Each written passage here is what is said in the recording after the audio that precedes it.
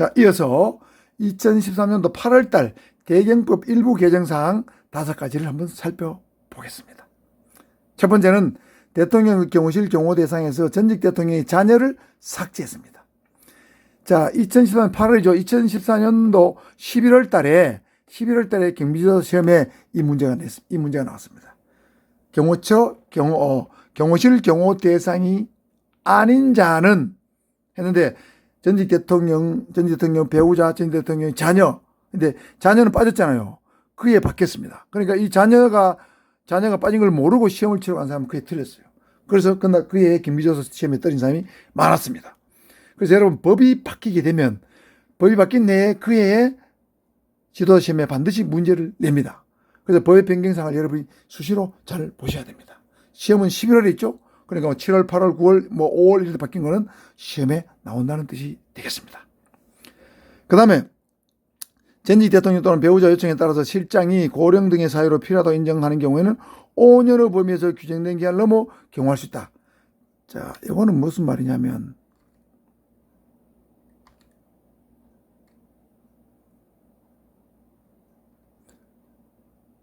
자, 전직 대통령의 경우는 원래 퇴임 후 10년 이내죠. 10년 이내인데 요거를 경호실장이 전직 대통령 본인 또는 배우자의 요청이 있으면 경호실장이 판단해서 5년 더 연장할 수 있다는 거죠. 그러니까 퇴임 후 10년인데 15년까지도 할 수 있다는 얘기죠. 자, 이것이 나항이 되겠습니다.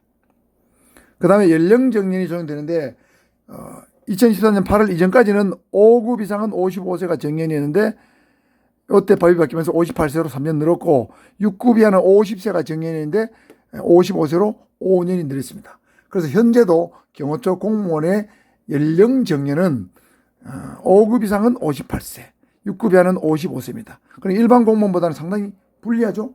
일반 공무원은 급수를 불문하고 다 60세인데 경호처 공무원만은 경호 업무의 어떤 특수성 때문에 58세, 55세로 약간 단축돼 있다. 좀 짧다. 이렇게 이해하시면 되고요. 그 다음에 계급 정년이 변경이 됩니다. 자, 이렇게 쭉 바뀐 거 있는데 계급정년 이거 외울 필요 없고요. 계급정년, 현재의 계급정년 외워두시면 되겠습니다. 계급정년이 이렇게 바뀐 연도는 2013년도인데 이렇게 바뀌었다. 2급, 3급, 4급, 5급 그러니까 계급정년은 2, 3, 4, 5급만 계급정년이 있어요. 그래서 자, 높은 급수부터 4, 7, 12, 16 이거 외우면 됩니다. 계급정년은 2급부터 5급까지인데 4년, 7년, 12년, 16년이다. 요거 외우시면 됩니다. 계급정년은 뭐냐 하면 예를 들면 5급 된 지 16년 동안에 4급으로 못 올라가면 연령정년인 58세가 오기 전에도 퇴직하는 거예요. 예를 들면 5급 되고 16년이 지났는데 내가 그때 보니까 56세다. 56세면 연령정년은 2년 남았죠. 58세니까. 그런데 5급 계급정년 16년이 지났기 때문에 집에 가야 돼요. 퇴직해서 집에 가야 됩니다. 56세에 퇴직하는 거죠. 이것이 계급정년이에요. 그러니까 이 계급정년은 경찰, 경호처, 그 다음에 이런 부서에 있고 군이라든가 국정원도 계급정년이 있고 군인은 완전한 계급정년이 아니지만 일정한 승진 시한 내에 승진하지 못하면 퇴임하는 것이 관례처럼 되어 있기 때문에 계급정년에 준한 그런 제도가 있다. 이렇게 하시면 되겠습니다. 그 다음에 정년 연장 규정을 삭제했습니다. 특정한 경우 공무원에게만 정년을 3년을 연장할 수 있는 규정이 있었는데 이게 연령 정년을 이렇게 3년, 5년을 늘려주는 대신에 정년 연장 규정을 없앴습니다. 왜냐하면 경호공무원들은 경호 업무에 굉장히 오랫동안 숙달된 사람들인데 이 사람들이 50세에 종전에 나갔죠. 50세나 55세에 나가니까 너무 빨리 퇴직한다. 그래서 정년을 심사를 통해 가지고 3년씩 연장을 해주는 규정이 있었는데 이 연령정년 자체가 늘었기 때문에 이 규정은 필요 없죠. 그래서 없앴다. 자, 이 5가지 변경사항이 2013년도 8월 달에 대경법을 개정해서 이러한 현상이다. 사실이다 아시면 되겠고요. 자, 마지막으로 9번째입니다. 2017년도 7월 달입니다. 문재인 정부입니다. 정부조직법을 개정해서 정부조직법하고 대경법이 동시에 개정됩니다. 개정돼서 경호실을 다시 경호처로 격화시킵니다. 그래서 현재 경호처장은 차관급이고 경호차장은 1급 공무원입니다. 1급 공무원으로 되어 있습니다. 그러니까 이 경호처나 경호실이 정권이 바뀔 때마다 경호실이 됐다가 경호처가 됐다가 이렇게 부침을 거듭하죠. 그런 대통령의 의지에 따라 움직일 수밖에 없는 그런 특수한 조직이기 때문에 어쩔 수가 없습니다.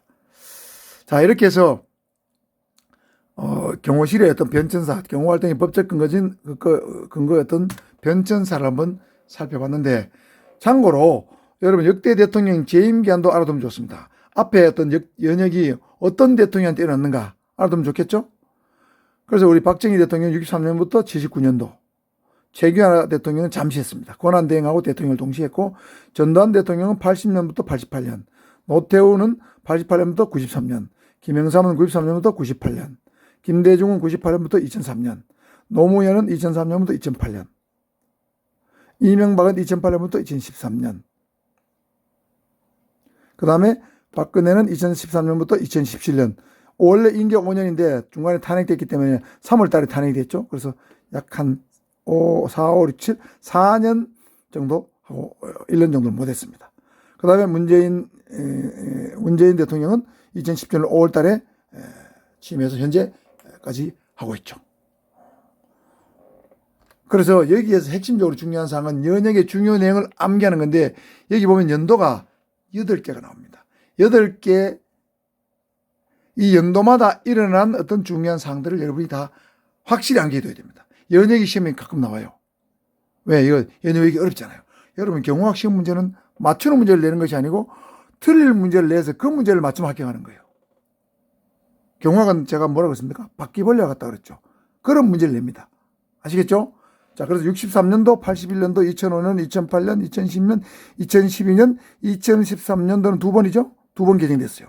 17년도 1번. 그래서 9번 변경이 있는데 연도는 8번 변경인데, 연도별로 여러분 어떤 게 변경되는가 한번 정리를 해 두시면 연역 문제는 완전히 여러분 것이 된다. 연역 시험 문제 4개만 내라. 내 맞추겠다. 자신 있다. 이렇게 되겠죠? 여러분 완전히 배우면 나오면 유리한 겁니다. 어정쩡하게 배우면 틀리는 거예요. 아시겠죠? 바퀴벌레 같기 때문에 어떤 문제가 나오더라도 풀 수 있도록 여러분 구석구석 경호학은 훑어봐야 됩니다. 치밀함이 경호학 합격의 비결입니다. 자, 오늘 영상 여기서 마치겠습니다. 수고했습니다.